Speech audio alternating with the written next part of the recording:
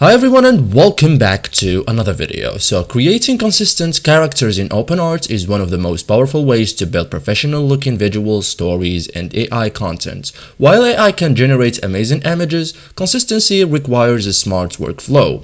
In this guide, I will show you step by step how to create consistent characters in OpenArt in 2026 Leica Pro. So first thing first, define your character identity. Okay, so start with a clear vision like define gender, age, facial features like eyes, nose, jawline, hairstyle and color, clothing style, personality and vibes.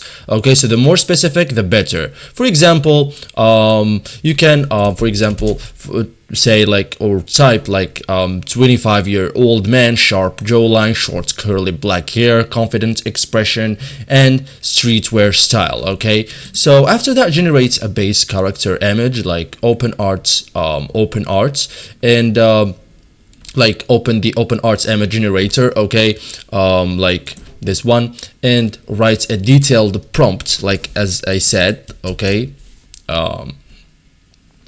Generates multiple variations, so pick one image as your main character. This becomes your reference identity. Okay, so use image to image. Okay, so this is the key step. So upload your chosen character. Okay,